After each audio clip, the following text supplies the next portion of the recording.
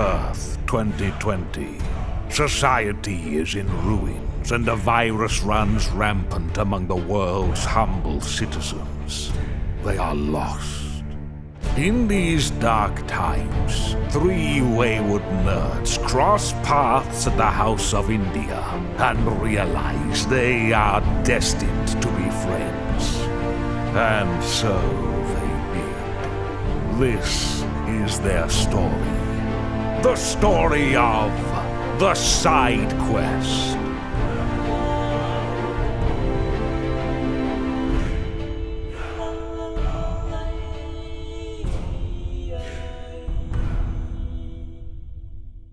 don't know if Crush 40 comes in all the time, but I've had this for fucking 2 months, and I've only used it for the past 2 times, and it's so much easier.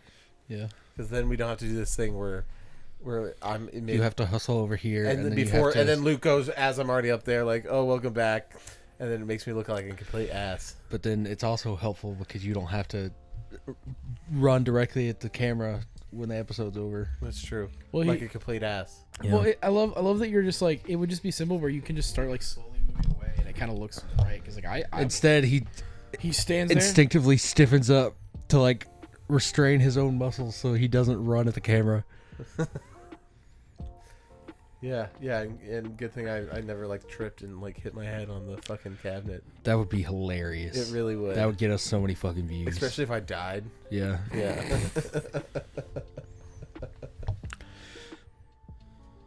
Welcome back to the Side Quest podcast, everybody. My name is BJ. I'm Luke. I'm Matt. And there was Carmen. Yep. And Lance was somewhere too. He was laying right here, but he dipped.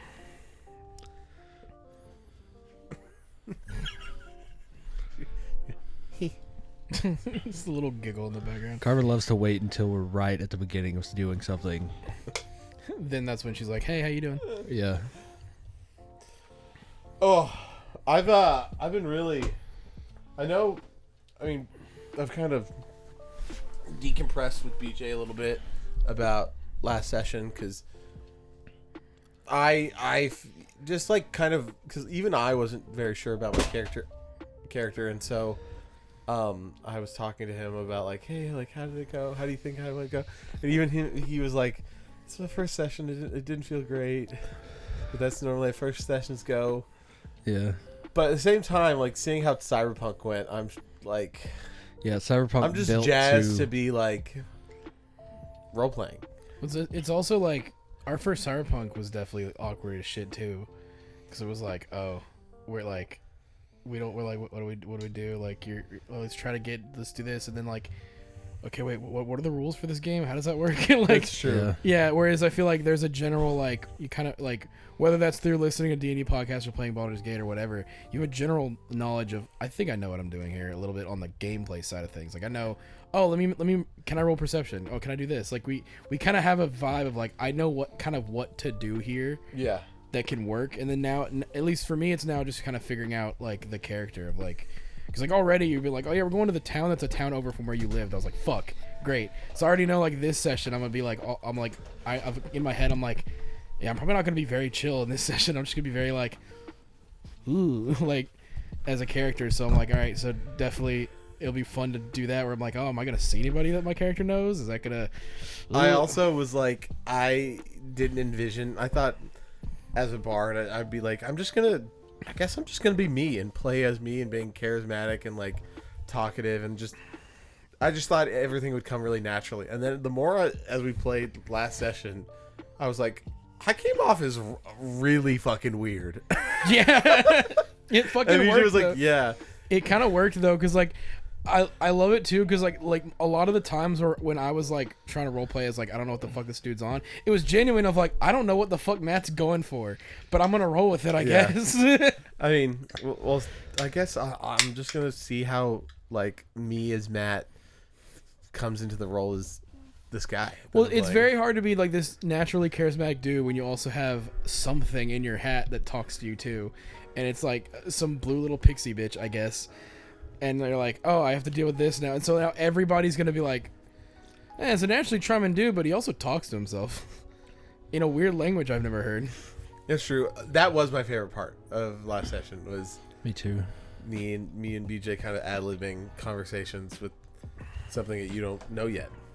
So, Very interested to find out. it's fun. It's not like world breaking. I mean, it's still just fun because like I feel like if the reveal happens, now it's a third character that we just are guaranteed to have with us. Where it's like, I again, I don't know anything, so I don't know if I'll be able to talk to them or I'll have to like talk to you through them or whatever because like, I don't know the deal. But like, it'd be fun. You know that part in Berserk where Farnese captures Guts and he's in the cage and fucking Puck has to break him out. Uh-huh. I'm hoping some shit like that happens. Yeah, me too. I'm very interested in how if you have like some split the party kind of vibes, kind of like what you're saying there, like something else where it's like, oh, like my character's gonna be here, and then like Matt has to rescue me, or like Matt's stuck in this house because like whether the police come or some shit, I don't know, and it's like This is the figured out, like yeah, like what we can kind of do from there, because like I think You guys already had a little bit of a run-in with the police. Kinda. I fetched the police because... Well, you fetched me, but also we walked past guards, and I'm like, hey, he's drunk, don't worry about it. I was like, don't worry about it, we're fine. You know, fell in the pigsty, you know, just night of drinking. Yeah. Which I love. That's one of my favorite parts about, like, and one of my favorite things about DMing is, like, I didn't have to roll for that. You were just like, yeah, that makes sense. That's something that happened, Yeah, so he it would just believe works. that. Yeah, like, because to me, like, you listen to some D&D podcasts. Like, I was listening to one, this was years ago, but it was, like, on the official Dungeons & Dragons channel. And, like, this dude was making him roll for everything. And after a while, I was like, dude, this guy's a thief. He can be sneaky. Like, let him do his shit. Mm-hmm. Instead of making him roll for every little decision. So it's like, he's a master thief. Not in this episode.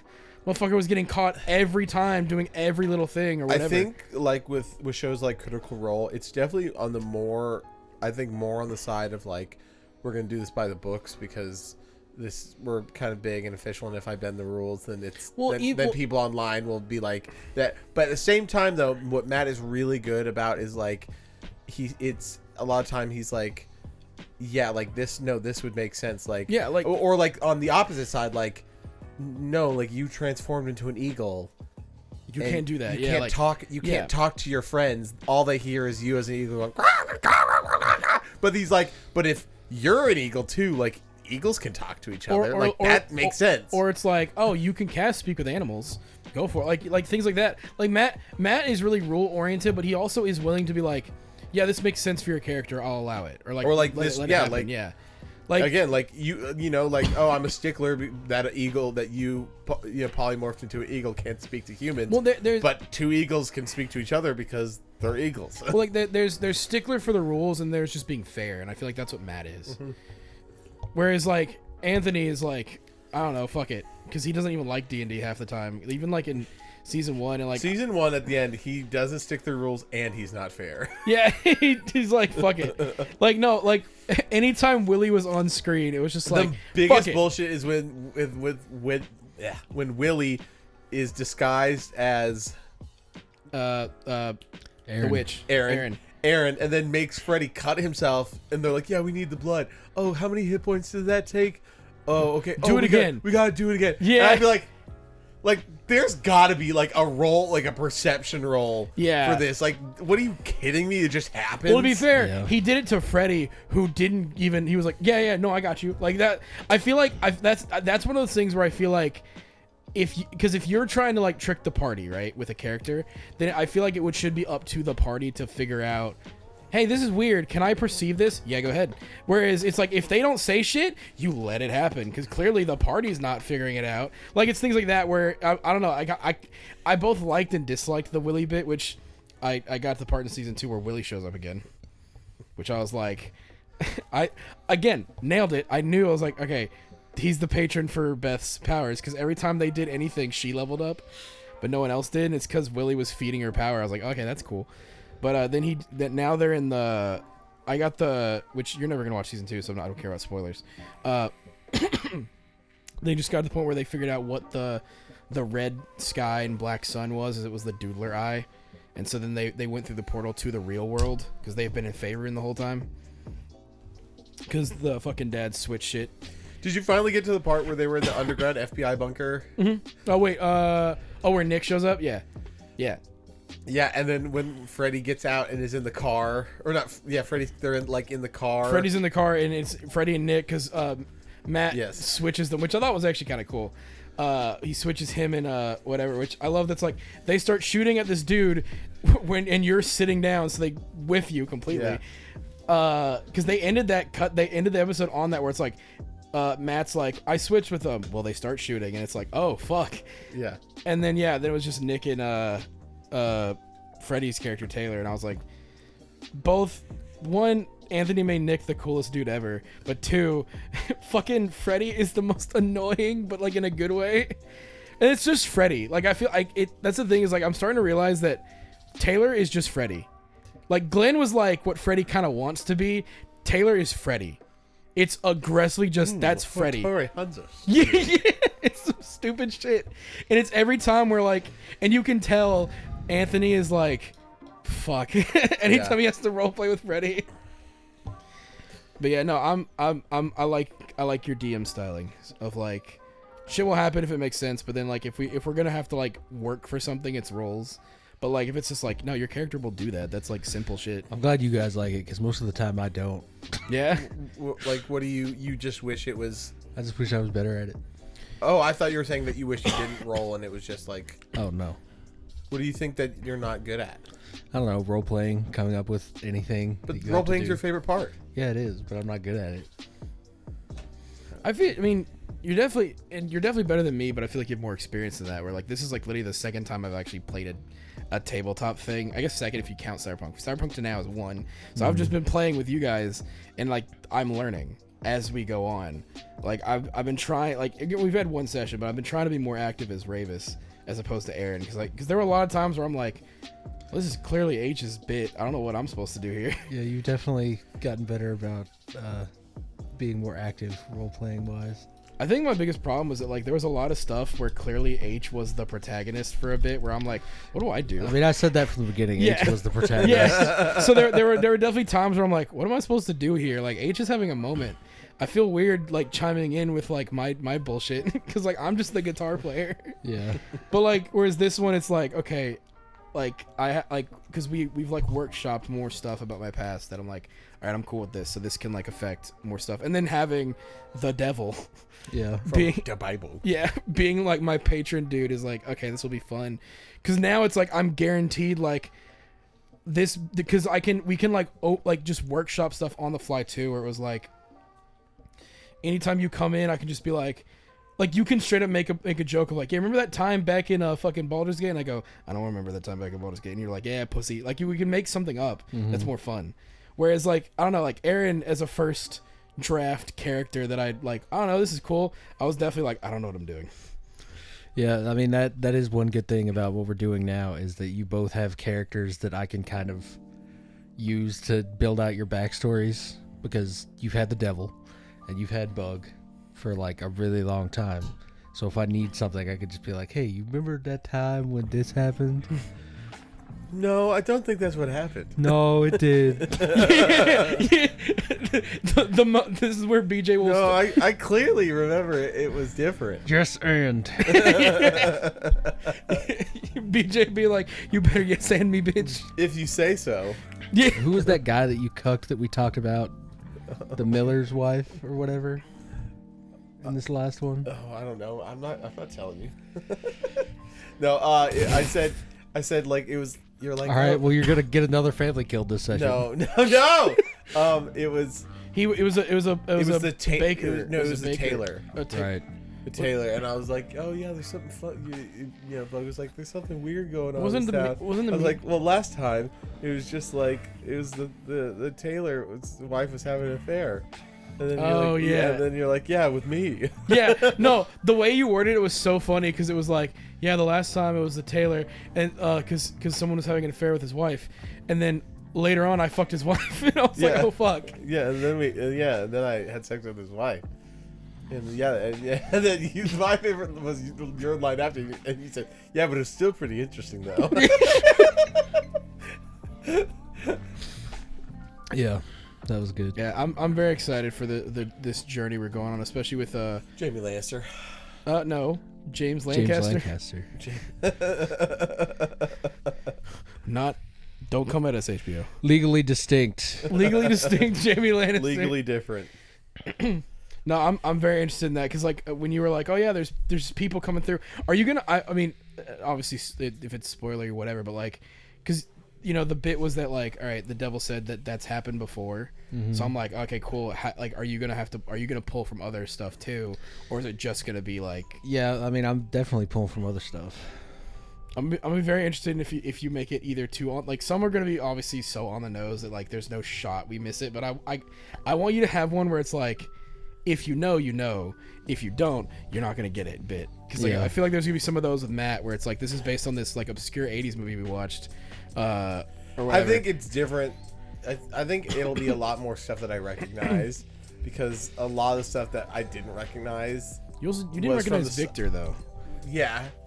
Yeah, I mean, that's exactly what I'm saying. It's like, it's stuff. Don't mess with us Cyberpunk fans. We don't play our own game. Yeah. Give me a beer. Even though I've like 3 times. I've got to include the guy from Lady Hawk and also Guts. Yeah. Lady Hawk was so good. I actually want to talk about that because I don't know if we talked about it last time, but Lady Hawk was great. It's legitimately. Again, it like, for some reason, the box office, it sucked. And I had it on VHS, and it was just one of those movies that I just loved. I thought it was like, it's a great adventure movie. It's sick. Matthew Broderick is just funny, and we looked it up. It literally did inspire Kentaro Miura to make Berserk, which is so crazy. Like, it's so cool because like it's just like the idea too is so interesting of like the curse that they're put on, and like if the eclipse happens, and you're like, dude, it's so like, it's what's so so creative. crazy is then I was like, oh yeah, Mira, and then I didn't even connect the end of the movie. Again, I've seen this thing probably like 50 times. Yeah. Again, it's like back in the 90s and 2000s, you just watched your VHS tapes like on repeat at that point. I wore the fuck out of a Toy Story 2 VHS tape when I was Of like 5. course. That shit was the best. So countless times I've seen that movie, and then for some reason I was like, oh shit, like the eclipse, like this is where you got it. Well, now you have the knowledge of Berserk, and you go, huh, this is shockingly similar. Shockingly similar. I knew it as soon as the fucking night was on screen. I was like, that's just Guts. Yeah. Come on. Yeah, like, Matthew Broderick is Isidro. Yeah, no, it's just a stellar movie. And yeah, the fact that they if you go, the spoilers now, but you just go. You see should it. go watch Lady Hawk. It's great. It's they can't be together. One's a wolf when they're each an there are animal. 2 wolves inside of him. Yeah, they're both gay. You are gay.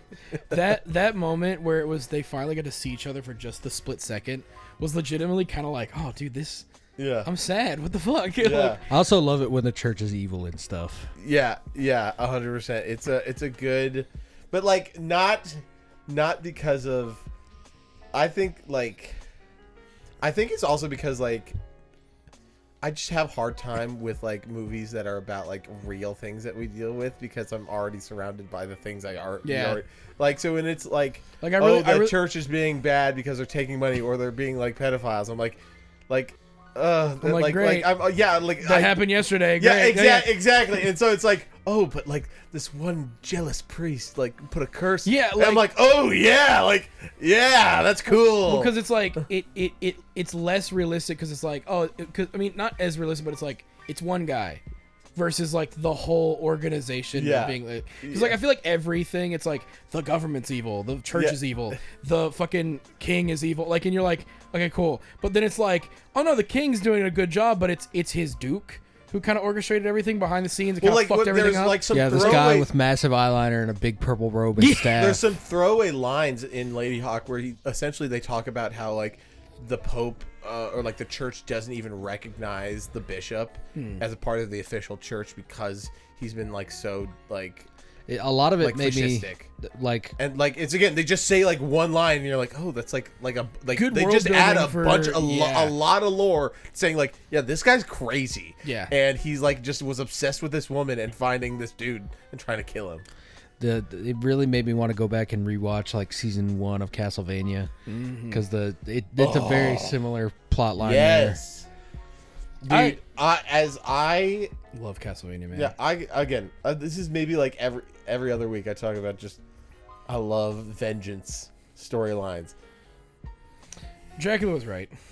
Oh, I would do the exact Dracula was vindicated thing, as far as I'm 100%. like I'm on Trevor's side because like Belmont's cool, fuck vampires, but like Dracula And was Alucard. Right. Yeah, Like, and Alucard. But also you like go here's into like on a smaller level, like Carmen was working in the garden and she got bit by some ants and she came in and she was crying and she's like, I got bit, and I was like, I'm gonna fuck burn these ants. Yeah, it's like I'm gonna. So I went out with the raid and I was like, it's like I'm gonna burn every ant that I ever see which for is the rest of my life. which is exactly how Dracula saw the humans. It's like I'm gonna kill all these bugs. And then in the Dracula plotline, like when they cut to the castle and Carmilla is like, we have to betray Dracula. I'm like, no, you fucking bitch.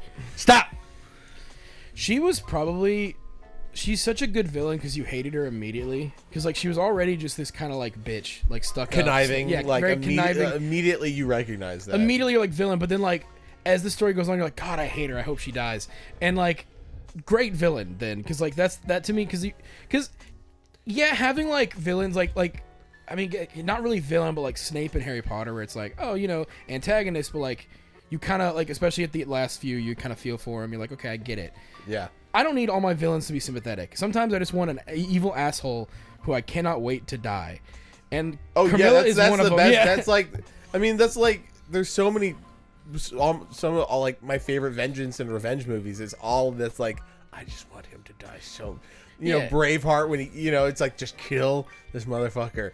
And just like, yeah, it's being able to rally your audience against one person, not just like, oh, because he's bad, like what he did was so fucked. Was so wrong. Yeah, like there's nothing he could do to make me feel bad for him. 100%. No, fuck him. I don't care if he's got kids or he's got a wife. He's dying. 100%. Like what was it? Sicario.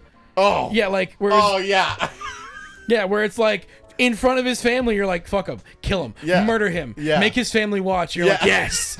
Like you're literally sitting there being like, damn, am I bad? Like what? Remember that clip I showed you of the uncle that shows up to the bully's house? Yeah. That shit. Be like, if you blow my son again, I'm killing your dad, and like, what was it? Fucking your mom in front of you or whatever the fuck it was. He said, I'm gonna chop your dad's head off and butt fuck your mom with his headless corpse.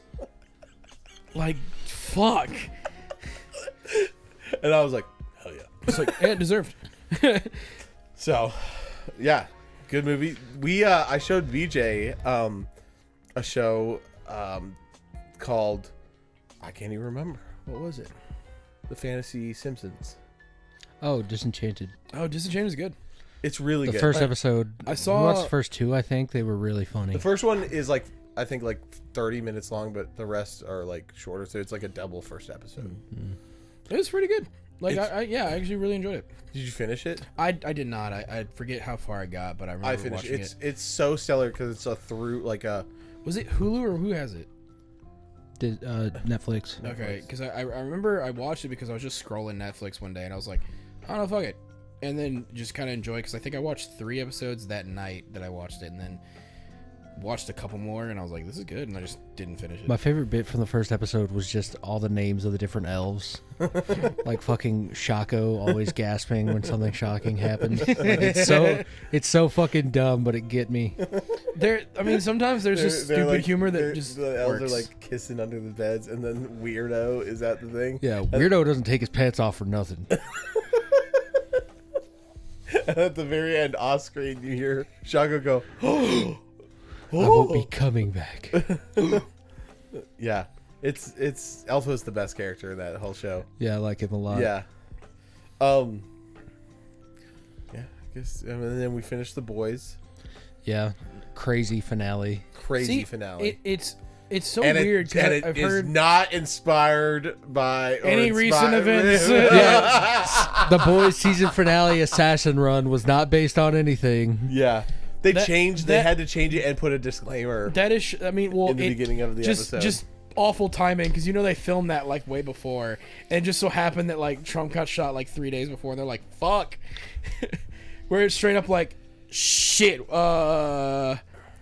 a disclaimer. I think it got released on Thursday, and then the attempt happened on Saturday, so they changed They it had to, like, the day of. They changed the name and I added mean, the disclaimer. Yeah, I mean, because especially how many people are gonna go and watch that and go, ooh, and, like, you know what I mean? Because yeah, it's a thing where you go, we did not like, we're not The Simpsons. We did not predict this. Stop it. Yeah. Well, especially because I think I'd say most of the country, and I'd say at least we don't get political on this podcast, and that's good, and I like that. But at least like everybody on every side is like, political violence is not what we need. No, like, well, because so I'm like really glad that like most people can like agree on that. Yeah, people need to bring guns back to school, not to Trump rallies. well, like the thing that got me was like you saw some people being like, how did you miss that? What the fuck on TikTok? And I'm like, bro, well, first of all, He had a clear shot. Trump moved at the last second. no, the thing that Have got you seen the JoJo edit? No. yes, It's like in a what is like a stand. It's like an American stand, so it's like red, white, and blue skin. Like goes around from him and grabs the bullet. It's so good. that it's shocking to me because like the second that like, because if let's say that like people didn't condemn the violent act, right? Let's say it was like, no, this is okay, like someone should have actually hit him. Then now you put on the table for the other side to go, oh, so this is cool now? Yeah. So I could just go murk Yeah. like you don't it- want that to be a thing ever. Yeah. No, we don't want Yeah. like the whole purpose is like It's supposed to be debates, supposed to be votes. It's supposed to Yeah. be votes. Yeah, that's what it's supposed to be. It's probably. I mean, we already know. Like, I mean, anyways, yeah. So But like it's funny that like the boys just it feel is like, so weird. yeah, like ooh fuck. Yeah, it's so weird. But yeah, the finale was really good. They included Gen V. Yeah, pretty heavily. Something that I said in the most recent episode that I listened to came back around in a very satisfying way. I know, because I know, If you know, you know. Yeah. season 5 seems to be a thing where it's like, all right, you got to watch Gen V and you got to watch season 4, and 5 is going to be that. Well, I thought they totally wrote off Gen V because in like the first episode, they like on the main four news, of them. they're like, "Oh, they died. teenager's dead," and then it cuts away. It's like so quick where it's just it pans over, shows the TV, and then goes on. I'm like, oh, so they just wrote it off, and that like I was like, at least they like kind of did a little Easter egg, and then they include like in the final episode major characters that I was like, not major, just people in Gen V, and I was like, oh shit. Because, yeah. So I don't want to spoil much. I'm very excited because Soldier Boy was in Gen V, and so that makes Was me he? yeah. So that makes me excited for season 5 because I don't know. season 3 post credit was him frozen or him like put under ice or whatever.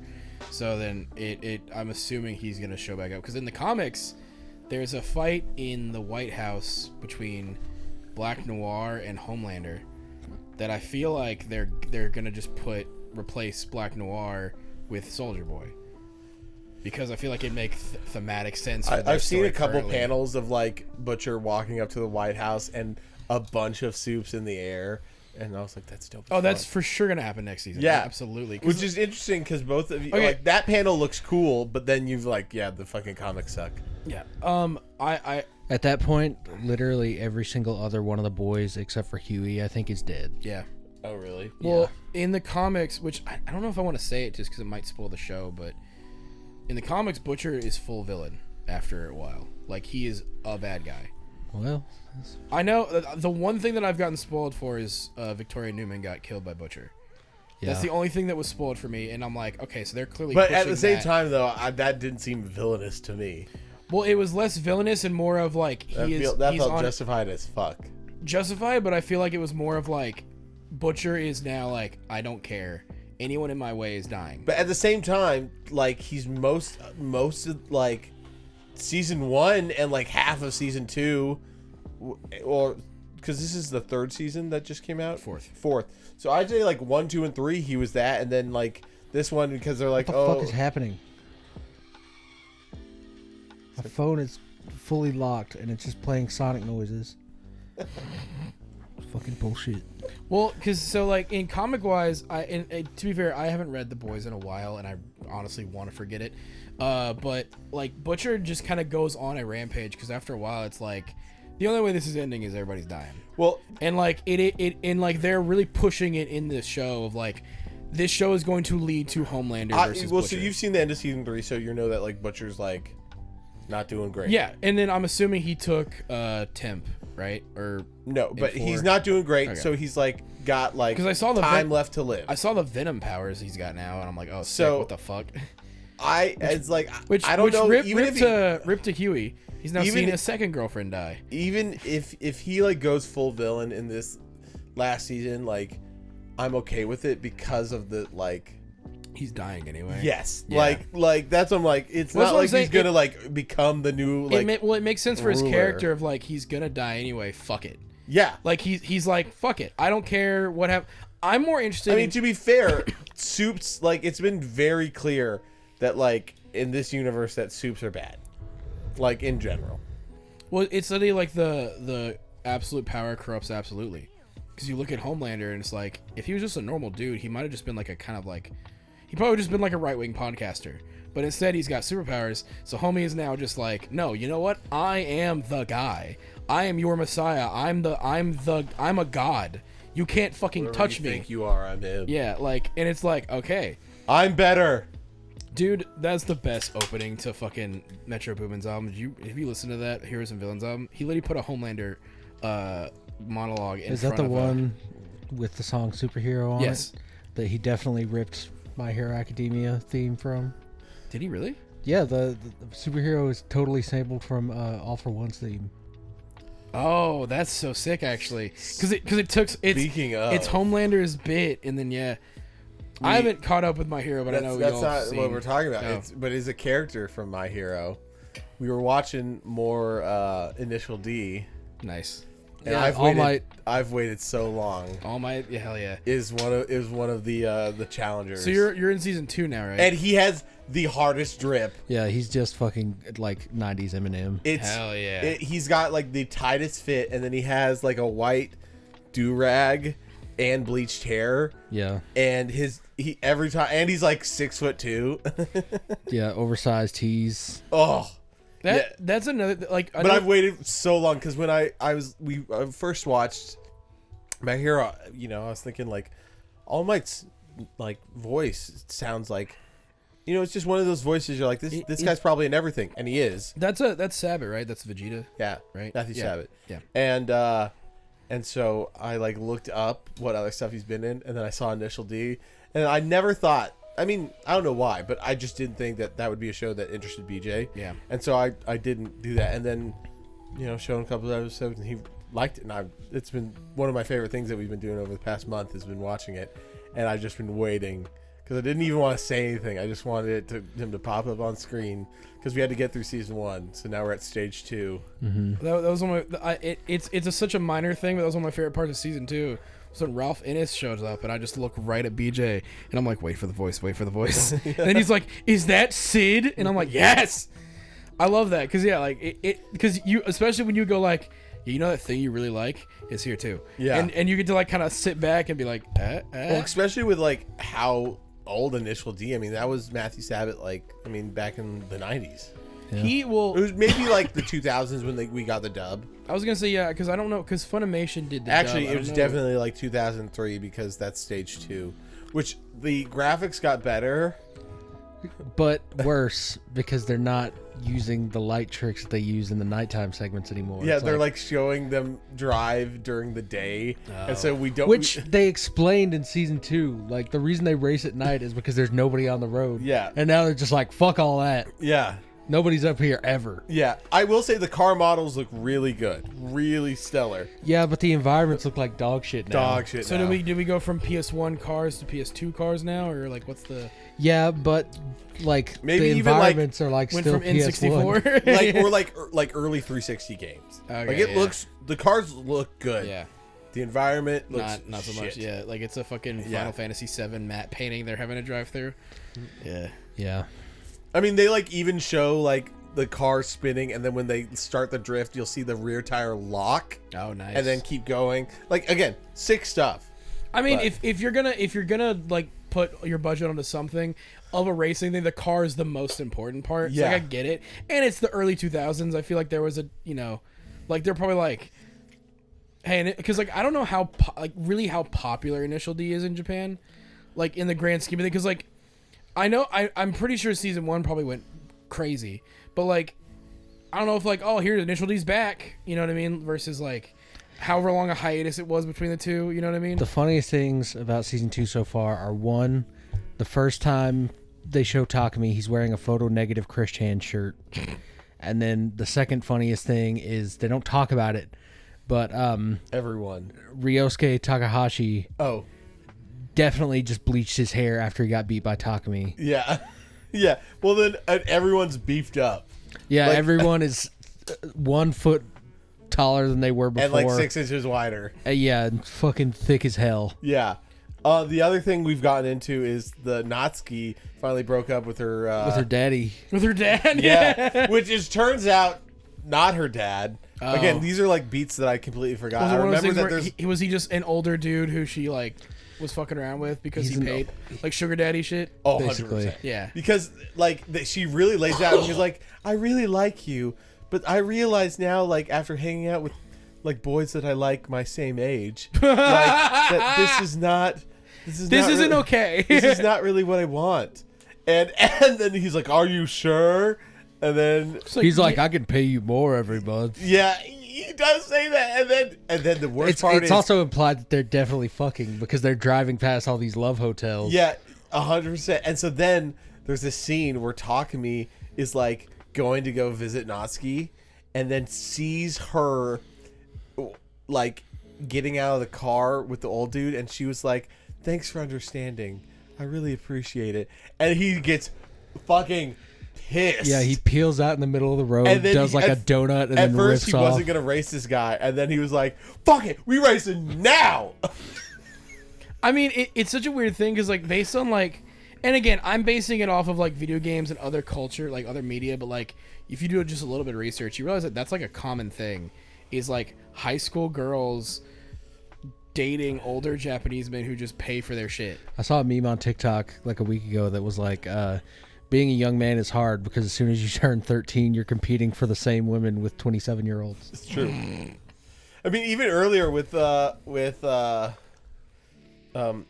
Ikutani, like with the gas station owner, he's like, yeah, girls, like every girl has like fantasies Yeah, about like an older guy. Yeah, like every girl like that was 11 and 13 was dreaming about Edward. Yeah. Yeah, like It's I want more Ikutani. Ikutani is my favorite character by far. well, because you actually have like real life like issues with him, not just like no, Takumi, there's no way he could beat him. Oh shit, he beat him. Oh my god, he's insane. well, it's like crazy. the issue with Takumi is like, oh, it's the shonen shit of like, will he win? Oh no, he might lose. Oh shit, he went in. Like other But the people, thing it's like, with Takumi I will say we need to keep watching because we've gotten into one of the best like story arcs. Yeah, he's about to lose. I've So- already seen the engine block. Oh, I've literally told him, I was like, there's one part where the dad gets like a crazy engine, and Bunta gets a crazy engine for the car. Yeah, Bunta rolls past the gas station. He's like, hey, come take a look at this shit. Yeah.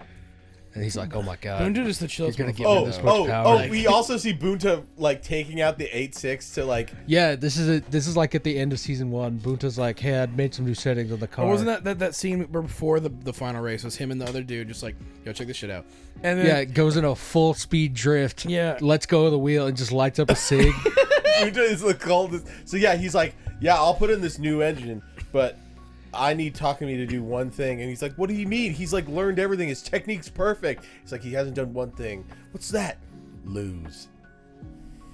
Yeah, Dude, and can you- the engine beep is still going in the car, so I know it's about to give. Can you imagine if Fast and Furious went the route of Initial D instead of where the fuck they went? Dude, we talked literally like 4 days ago. I was like, no, remember when we went to the downtown Spring Hill, and I was just saying like, God, Initial D just solidifies that like Tokyo Drift is The best Fast and Furious peak movie.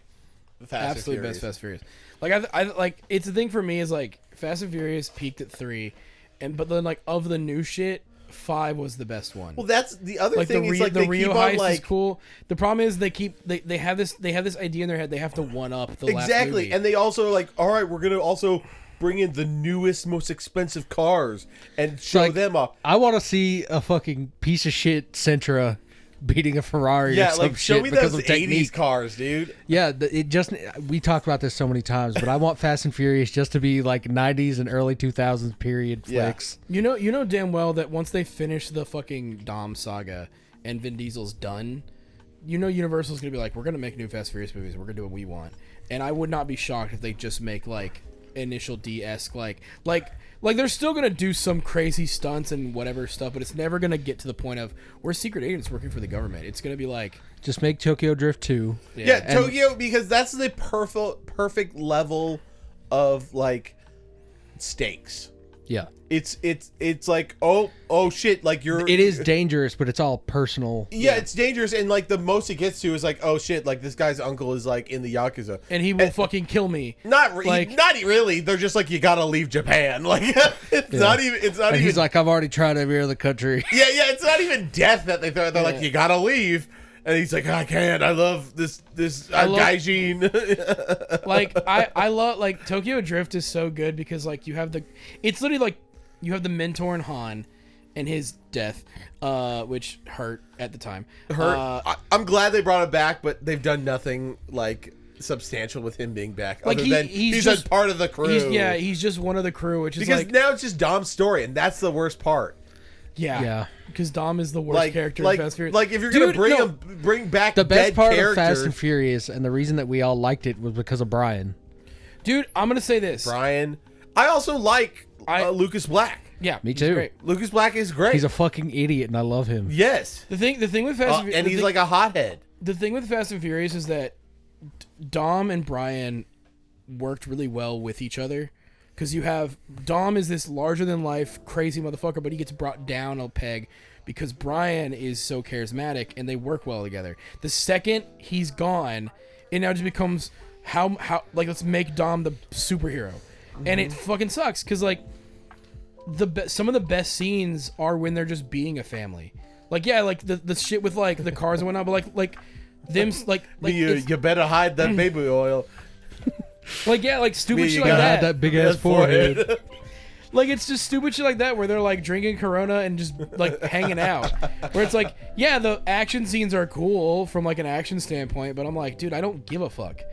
Like, Yeah. they should have, like, I know they're not going to because of the respect of the actor, but, like, Paul Walker's brothers are down to bring the character back if they need to. They will come in body double. We're at the point where CGI works, where you could just do de-aging or face swapping or whatever. And you could just have Brian be in the movie. Because what they've done since Paul Walker's death is that they've ruined the character of Brian. Yeah. By making Mia the go-to. Yeah. And being Brian's like, just a stay-at-home Brian's just dad. at home with the kids. It's It's like no, you know damn well the second Dom To be needs fair, help, that really just Brian makes would've- Brian the hero. yeah, Brian's the one that's not running out on his kids. Exactly. Yeah, he's going to get milk. He fucking at like 10 o'clock at night. comes he's like, back with he's like the milk. At 10 o'clock at night. He's like, oh fuck, we're like, I'm out of this, and he's like then racing to the fucking corner market to go pick up. Give me that baby movie. formula. Brian just taking care of his kids. Yeah. and like all the With cool the action- GTR. Yeah, with the Yeah. GTR. Dude, that Shit, we got 5 minutes to his preschool. GTR is good, but in Fast 2. The Skyline? Or no, The the- BMW. Yeah. The BMW GTR, it's the silver and blue, is the cleanest. That one's iconic. Is the the cars at the beginning of 2 are the most Some of the iconic. best. in the Even entire his, series. even though like if we're talking about actual fast cars from the first one, or I guess it's Fast 2, because Fast 1 is Fast one is he had that green. the green Eclipse. Yeah, green Eclipse. Not an actually fast car. Very cool looking. Well, that's But once he gets the Evo in fucking 2, that's where I was like, fuck yes, Brian. that's what made He's got into those Japanese imports, baby. I think that's what made Brian so cool is that Paul Walker actually gave a shit about the cars, because like the fucking like the imports they used were his cars. He illegally brought them over, and he's like, no, these are mine, and like it fucking worked. Like he was like, because you could tell there was a love for the culture in the first like 3 movies, and they took a break, and then 4 came out, and we're like, we're action movies now. Yeah. 4 is so fucking bad. I tried to watch it a couple weeks ago. I'm gonna piss. Four is, I think, some of the best in terms of the like character dynamics, but like as a movie, I'm like, I don't care. Yeah. Like I do love it because it's like it is Brian and Dom coming back together. Mia gets back into the thing. Like some of the like really slower like character moments are some of the best in the series. But as a plot point, besides introducing Gal Gadot, I don't give a shit.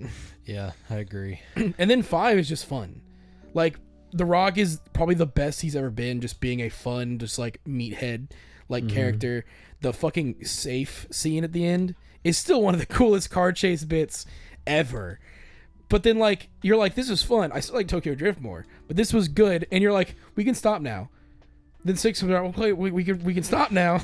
There was this girl. 7 happens, and you're like, okay, seriously, stop now. You had the best send off to a character.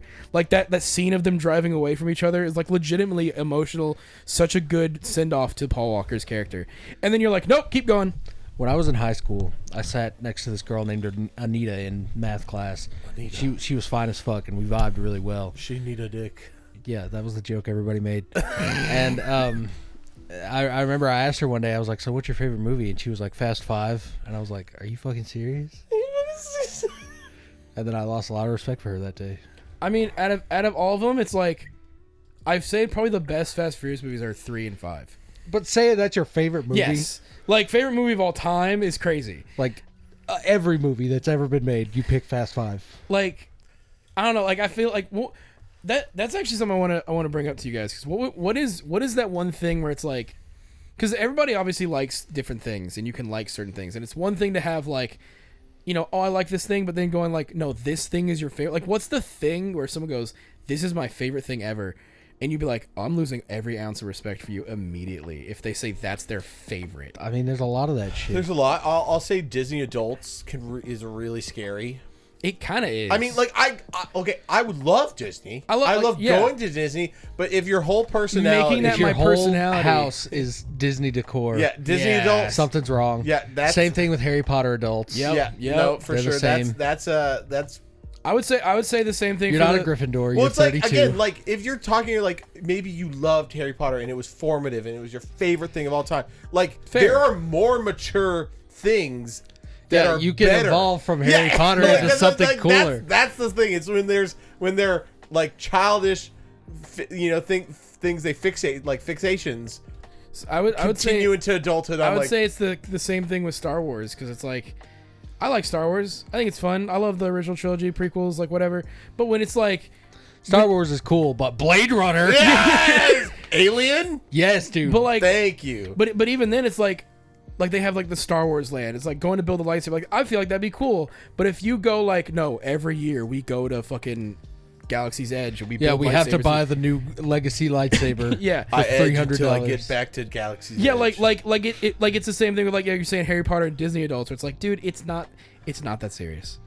It's fine. Yeah. Like, Well, here's the other thing is it's not just like, oh, I love this magical like place. I'll give you that Disneyland can be very magical, except for the part when they fuck you with lines, they fuck you with prices. Like that's where I'm like, you don't like as an adult where you have bills to pay.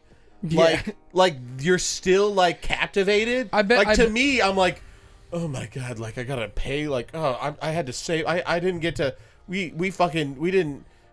I had leftovers for fucking 3 months to afford. Like there's stuff there, but then you're still like captivated because Disney. The hard part about Disney is it's the IP. So you're like, Bambi is still the best movie ever, and Cinderella like that's what I'm like. It's like, oh, like I just love going to amusement parks. Like hell yeah. Like Hey, that's like a great. fun.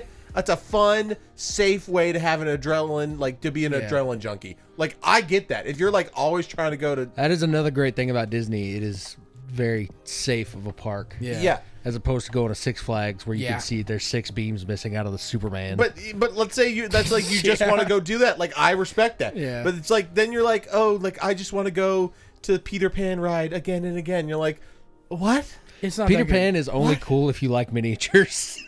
Well, Yeah. like I was thinking about this. I Cause mean, I would like, say the best rides in Disney is Buzz Lightyear.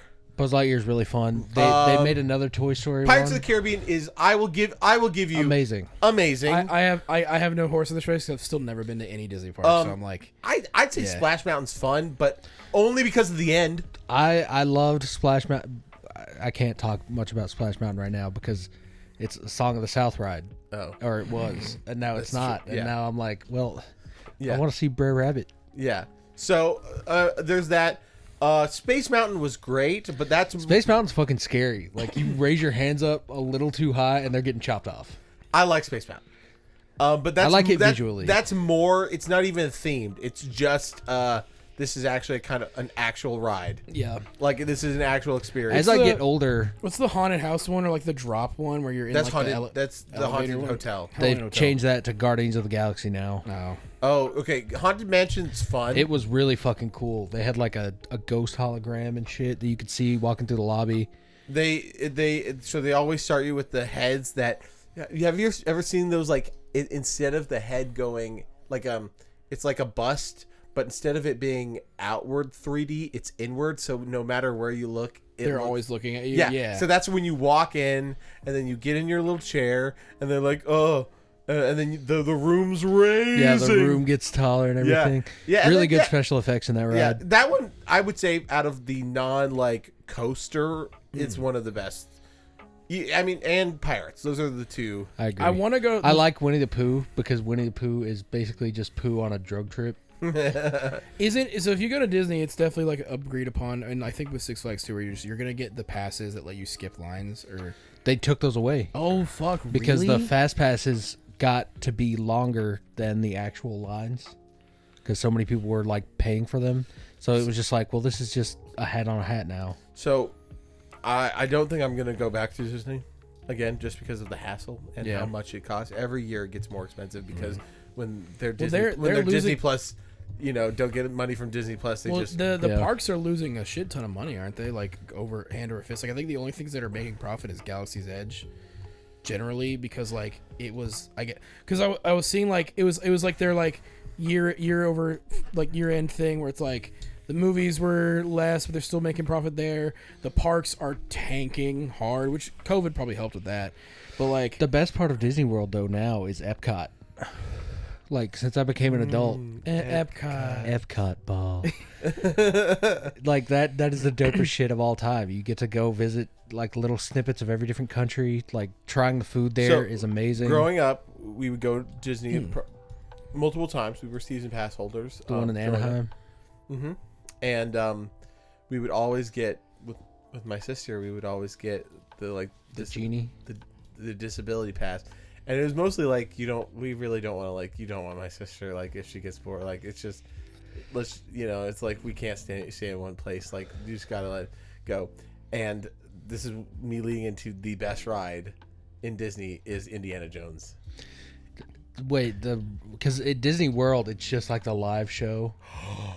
No, They didn't have. It's a full ride. so in Land they had a full ride. No, yeah, it is the best. It is the best. You get into a Jeep that's like Oh hell yeah! 12 feet wide. You fit like 6 people across, and then it's 18 feet long. It's like a Jeep. And my dad, when he would grow up, he told me this story of how he would try to get into the driver's seat, and he would get in with a bunch of Oh, their dads. Asian tourists. Nice. And he'd be like, okay guys, I have to drive, you gotta you got I'm gonna be driving this thing, you just make sure I go the right way. And oh my gosh, it's so good. So you start off and you're going, and then there's these doors you gotta choose from, and it's oh which door, and then you go, essentially it's how they split up the different cars. Yeah, the different groups to go on different paths. Yes, to go, and they all lead back to the same main path. And so you go through, and it's bumpy, and you hear the guy who plays Gimli, who is he's the Arab friend of Indy. You hear his voice, and he's like, oh, welcome aboard. Oh my gosh, Indiana Jones!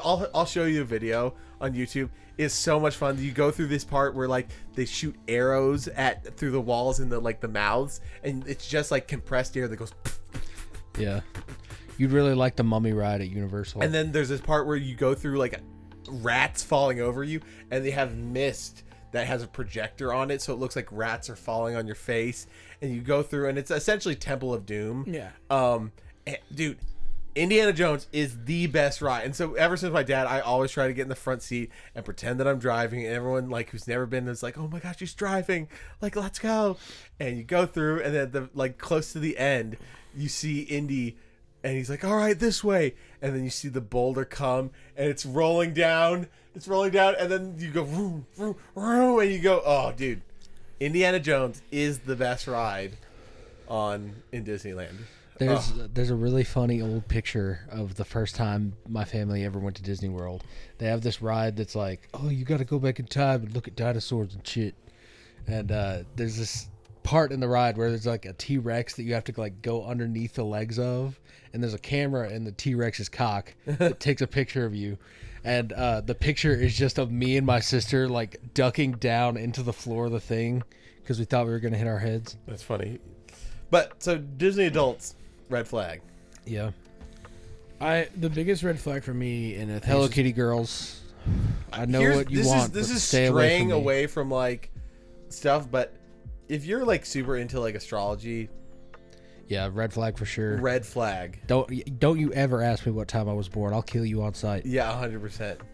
that No. that was you know, BJ cared more because instead of kill yourself, it was I'll do kill it you. myself. Yeah, no, it's you know, oh, Mercury's in retrograde. Sorry, I'm acting so bitchy. It's like, no, you're just You're a just bad a You're person. just a bitch. or like you've gaslit yourself that I have to act like a bitch now. Yeah, 100%. Like it's Yeah, you'll hear someone say Mercury retrograde on the street, and instead of automatically thinking of Ghostman, you think I have to be a cunt today. Yeah. There's a great Sturgill Simpson song called Mercury in Retrograde, and its whole thing is about like you know, he's got like all these friends now that he's famous that like try to get on a tour bus, and they're like, oh, like that song you wrote, it must have been about me. And he's like, no, like fuck. He's like, well, like shit's kind of fucked and Mercury must be in retrograde. Like real good song. But I would say the biggest thing, and I've only come to this. I've known, but like it's one that I'm like I hate with a burning passion now. Is, and this is it eclipses every fandom, everything that has like story, but it's the shipping people. Yeah. Who pretty how much do you feel about your Eri and Deku ship? like the it's audacity. it's the people who The blatant like pedophilia. yeah, well that yeah. But like for me the biggest problem with like the shipping thing is clearly these are people who are not fans of the thing, they're fans of the ship. Well, Where here's it's like- the other where scary that thing becomes- is they're also it's essentially just people who are like fans of sexualizing things, and that you're like that's just concerning. It's very concerning because It's like what other things in your life are you just creating imaginary? Yeah, like, imaginary weird- attachments to.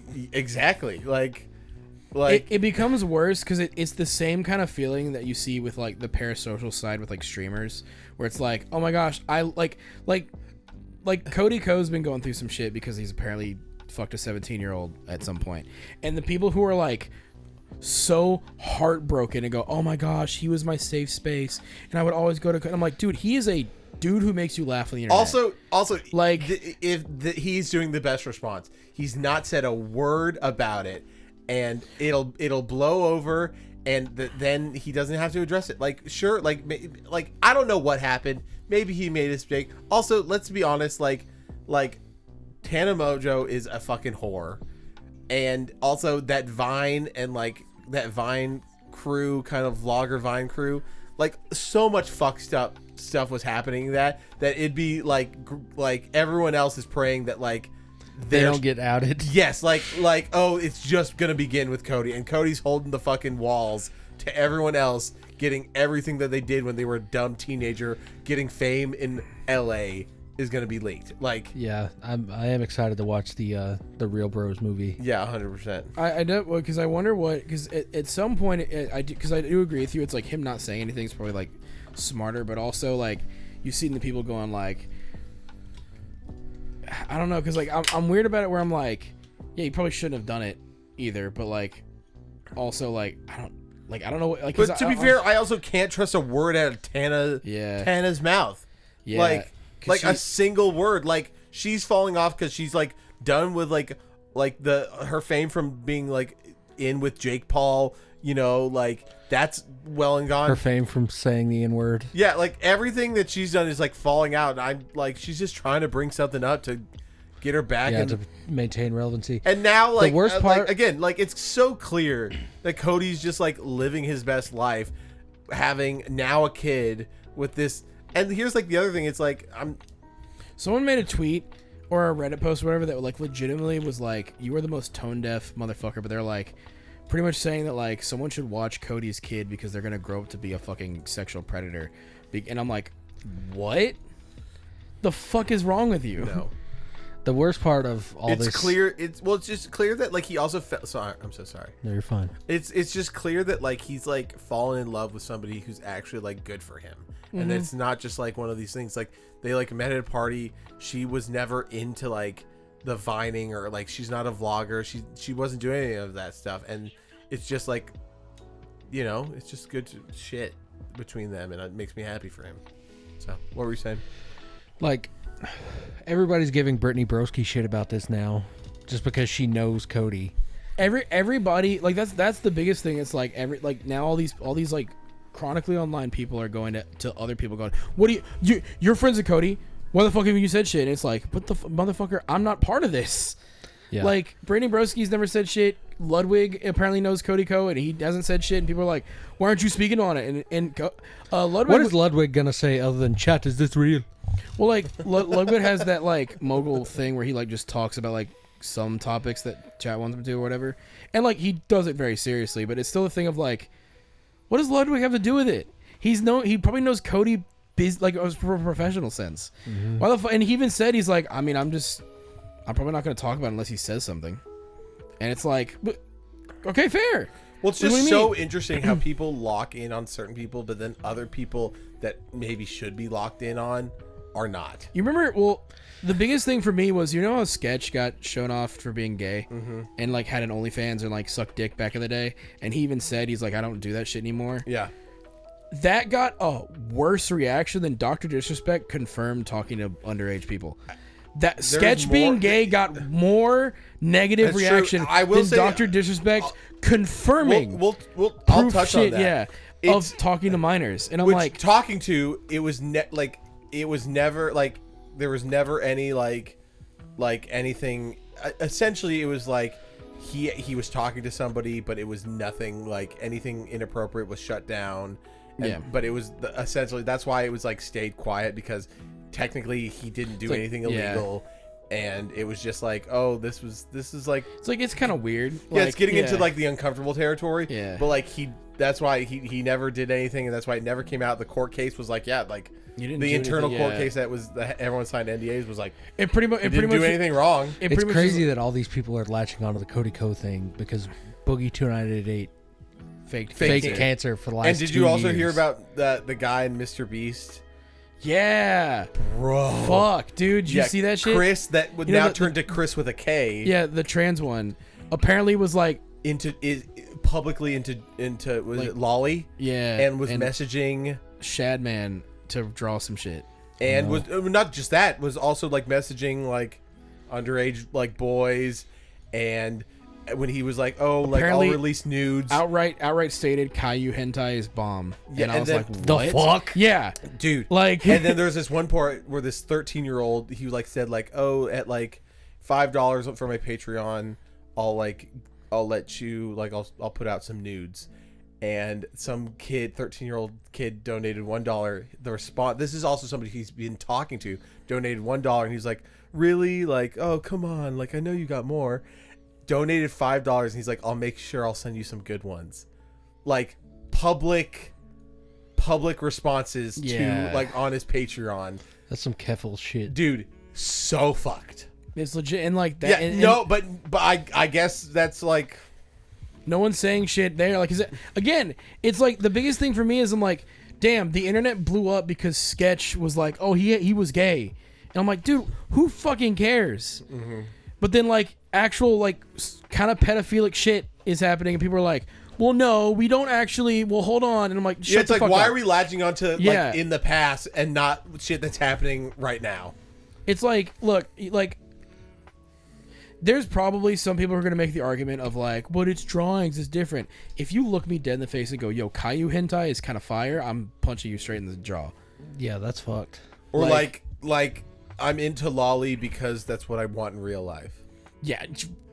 Yeah. Just burn it all, man. If Cody transitions, maybe he'll get out of this. Yeah. Yeah, Cody, just come out as non-binary. You'll be fine. Yeah. But Sacrifice your pronouns. I saw a buddy that I worked with at Biscuit Love over the weekend. Had brunch with Karen Jack, who just got married, and their uncle, my uncle, not their uncle, her dad, my uncle, who officiated my wedding, and it was really nice. It was so nice. And then there, whenever I go to Biscuit Love, I always try to chat with the barista there, whose name is well, I won't say, but a good friend. A good friend knows Tyler. Nice. And was in that crew out of Narragate, and he I was just chatting up with him. He lives 12 minutes down the road, and we still haven't hung out, even though we used to all the time when I was living in Franklin. And he was telling me how he's been playing like Baldur's Gate for like his 5th playthrough, and I was like, dude, have you ever wanted to play D&D? He was like, yeah. So until we get some like more solidified, I asked BJ, and you said you'd be down. Yeah, we could do like a one shot. Mm-hmm. Yeah. But I've been this is something I've been wanting to tell you guys, but like I've had ideas because like you've got me into it, and then like watching D&D stuff, and I'm like, I have ideas for like a one shot campaign thing. I'd like to run a one shot. Yeah, I feel like because mine would be like, I don't know why I've thought about this, but I'm like, this would be kind of fun because it was because I was playing Lies of P at the time, and I was like, I don't know why, but I could see myself doing like, there would be roleplay obviously, but more like a mystery kind of hardcore one shot where it's like the players start with nothing.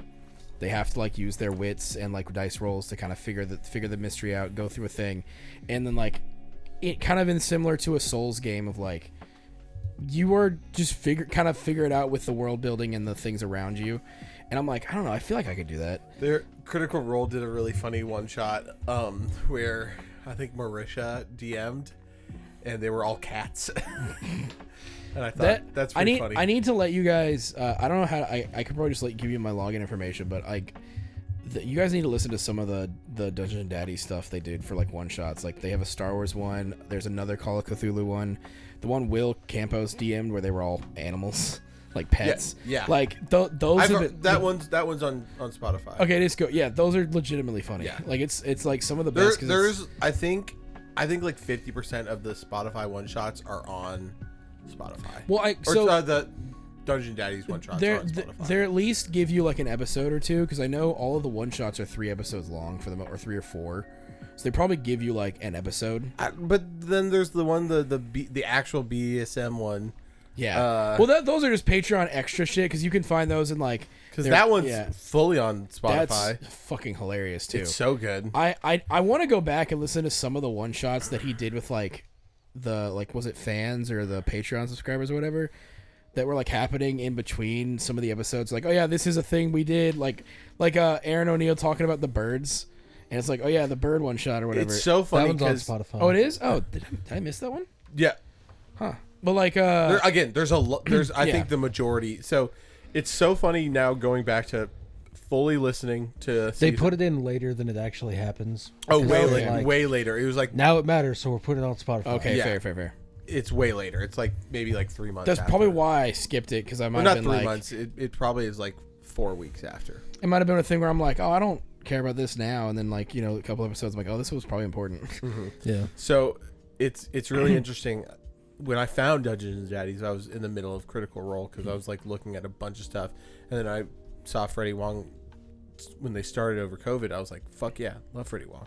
And listening week to week to get through season 1, and then So you were watching week to week season 1. Yes. Okay, yeah. Yes. So me and BJ got to binge. Yes. It was brutal. That's why there were so many times when BJ would get to stuff and I'd be like, huh? Because, again, it'd be 2 weeks in between episodes. And I'd be like, wait, what? Oh, yes, yes. And then going to, like, then getting into season 2, then re-listening when BJ started listening again. And then now going, like, having a huge break because I didn't listen to season 2 after I dropped it. Because I was like, meh. So then I just went back into Critical Role. You definitely got farther than I thought you did. Because you were talking about, like... I thought it was episode 5. Because you were talking about stuff that was happening in episode, like, 10. Yeah. And I'm like, damn, he actually got, like... Well, not far. It's, like, 53 episodes, Yeah. but you know what I mean? No, for sure. And then going back to this 3rd season, which I think is really good. I think it's right back to their roots. I think it's... And they're also not... Like, the other thing is they're pretty good at playing, like, by the rules, which is, again, I'm not, like, a stickler for rules, but, like, There needs to be a structure. Yes, like, play in the construct, that, like, be in the construct. And... Like, obviously, like we were talking about earlier, is, like, if it makes sense, you don't have to dice roll for it, you don't have to do this, but, like, hey, you're doing something that clearly is, like, you have to roll for this, we're going to make you roll for it. Well, it also seems like Call of Cthulhu is a really good... is really good for role playing because it's not about like it's not as much so Not about really like combat and like stuff. yeah, it's not about combat. It's just you roll for most of your like things that you want to do because there's car driving, there's so many skills that you have that you can like put stats into that it makes role playing all based of like, oh yeah, you want to like role play this, like let's see how the dice help you or don't in this scenario. And it's not about like, oh, my armor class is 13, but I also get advantage because this. It's nothing like that. So it's all just based off like, oh, I'm trying to like dodge out of way of traffic, and I have a driving skill of 63, and because of Call of Cthulhu, you have to roll under your stat. So the more points you have, the bigger chance you have, or the better chance you have. So rolling under your stats, interesting. Yeah, it's really interesting. And then there's the coolest thing about Call of Cthulhu is you have a luck skill, and if you like, let's say I'm trying to like do like a driving skill, like I was saying, like I'm driving down the freeway in 1950s, and I have to dodge a car, and my driving skill is 55 because it's out of 100, and my driving skill is 55, and I roll a 58. Technically, I don't roll under, so I fail. But if I have a luck skill of, let's just say it's 56 out of 100, I can take 3 points out of my luck that I permanently lose to then add. So you have like X amount of luck points to use into my, to succeed at something because it's luck. And I think that's a really fun thing. Have you listened to the most recent episode? No, the last one that I saw was where Toni Collette gets shot. Dude. Luck is in this next episode. I love that is the most out of context because like Toni Collette, like I could just be like, what? No. Who do you think plays Toni Collette? Anthony. Nope. No, not Beth. Nope. Freddie. Yeah. Process of elimination. Yeah. I probably could have been like Freddie, but like I don't know. Part of me was like, Toni Collette is the best character. Half of the episode is a backstory that like a third of it, the other characters, because they're like, hey, I need you to play this character in Tony's backstory, they just start making stuff up about his backstory. And then Tony, at one point though, Freddie rolled with it for most part of like how it happened, until at one point he's like, actually no, this is something actually very critical in my story, so I'm gonna stop and say that that's not true. But everything else he just let it go. How's Will's DMing compared to Anthony's? Like, if you like, as I said, I think it works well. I think even Anthony would be good at this because it's not about rules. It's not about armor classes and special abilities and then adding points to your proficiencies to your dice roll. It's nothing of that. It's just like, here's this. I'd like to convince somebody of this. Okay, use your persuasion skill.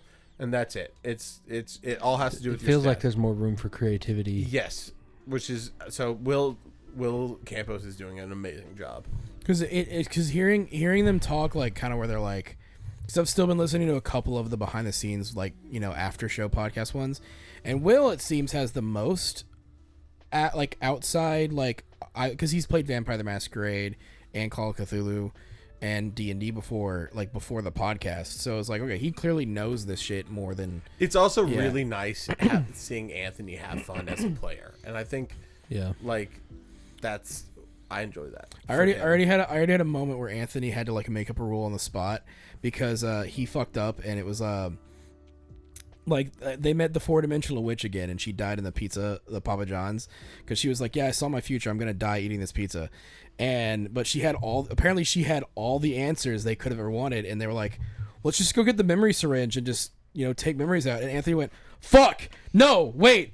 And they're like, yeah, so we're gonna start taking, and Anthony's literally going, fuck, I didn't think of that, fuck, and he's like actually screaming, and I was dying laughing at work for that. And then he finally went, okay, you know what, no, fuck it, you can take one memory. And they're like, well, and it's like, no, you get one, the machine's broken, fuck you. Because he didn't think that far ahead. Is like, oh fuck yeah, they could have just taken this dead body and extracted any memory they wanted out of her. And he's like, fuck it, you get one, ask one question, that's it. And it was the most like frantic I've heard this man ever on the podcast. Well, I will say, even for season 2, that he does the vending machine with like the items, like that's just a recipe.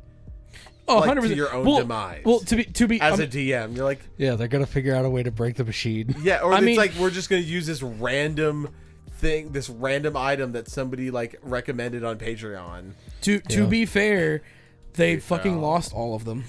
Because the pussy wagon they've been driving got melted into molten cheese with all of their items in the back of it. So they lost all of them because Freddy decided it was cool to do an Akira slide, and then he failed it.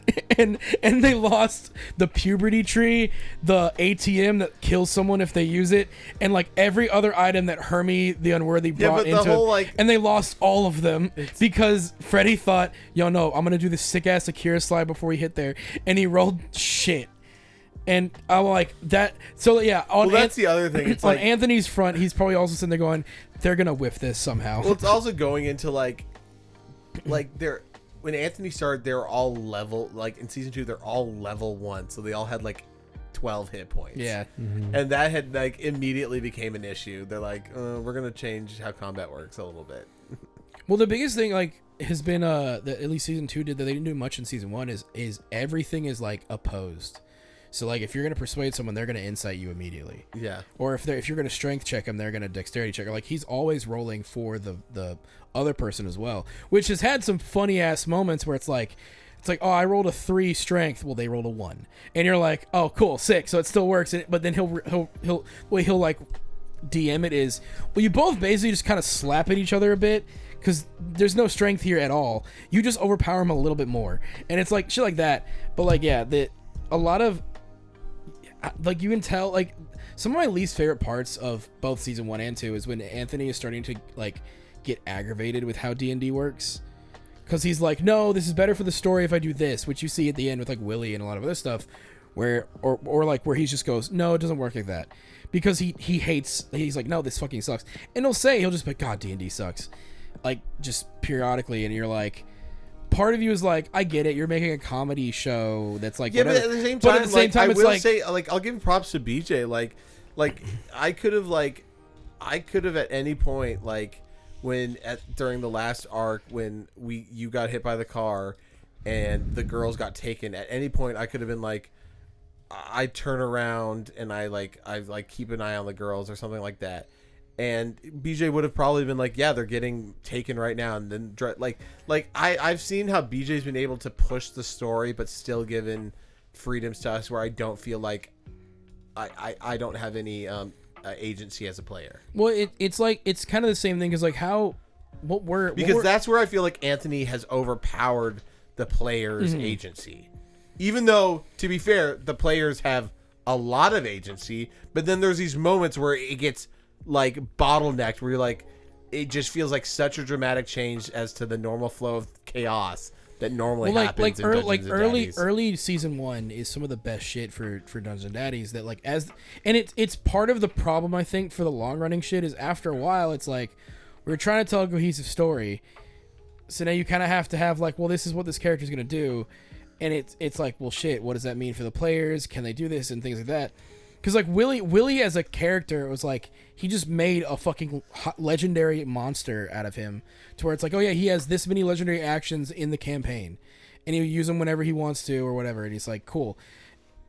It still was just like there were times like I would say probably from episode like 40 something to 60 in that last 20 where it was a lot more bottlenecked of like, nope, this is where we're going now because it works for the story. And like, and to be fair, they did fuck them with the time travel shit, which was funny. Well, but like and then season 2 now has to be, well, this is a sequel to season 1. Yeah, so all the stuff we did there has to apply. It has to apply. It has to work. I mean, the characters can't be like he can't fuck up the son's arcs because like they have to kind of be in character and it make sense for their arc here and shit like that.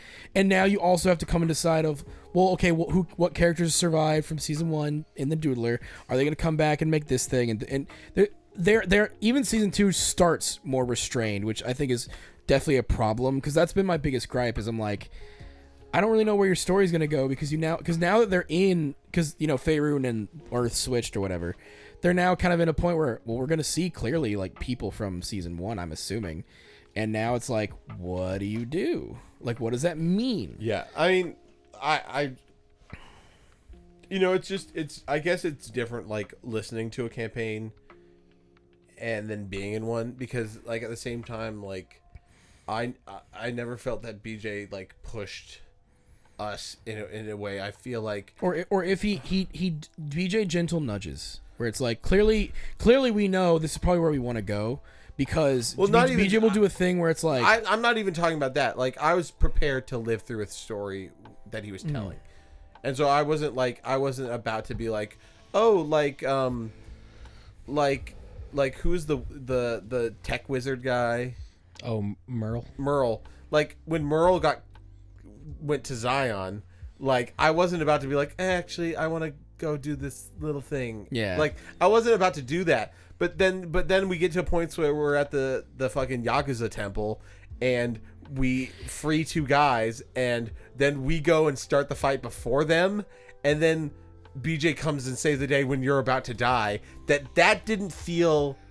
That, even though like BJ could have been like, yeah, it takes 5 turns for them to get up there, but to me it felt like oh, we did this, it worked out, we like planned and it worked out, and now like this is coming in to save the day, but it didn't feel like anything was forced in like like if we would have ignored the fuck out of the Yakuza people, BJ would have found another way for us to get through that encounter. And it probably wouldn't have felt fucking as like cool.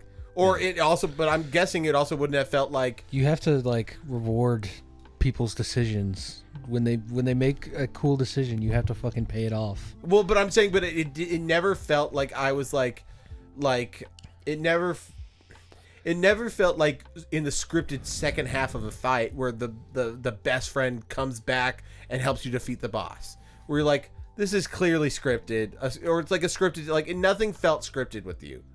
And that I liked. Even though I know we were going through a story, it still didn't feel scripted, which I liked.